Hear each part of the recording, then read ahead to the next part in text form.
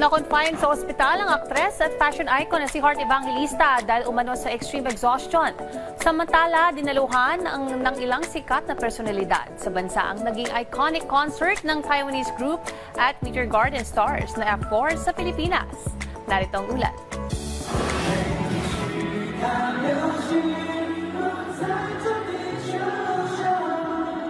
Naging iconic ang naganap na F Forever First World Tour concert sa Philippine Arena sa Bulacan. Iba ang naging energy sa performance ng Taiwanese pop idol group sa mga hit songs na Meteor Rain, Season of Fireworks at Can't Lose You.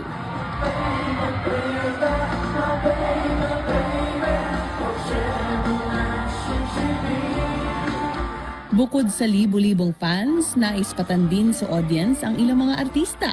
Kasama na dyan si Melay Cantiveros Francisco.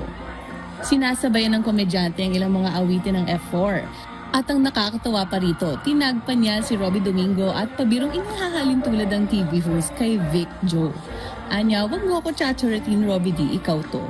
Samantala kay Ellen Adarna naman ay hindi malilimutan ang kanyang karanasan. Nakaipon ito ng mga video sa kanyang IG stories. Nakapag-eye contact pa siya kay Jerry Yan. Isa pa rito ay personal na nakaharap si Vanessa sa backstage. Anya, Joe reveal. Samantala, VIP experience naman para kay Michelle Bumabaw. Anya, just me, myself, and them. Grabe, sayo ko.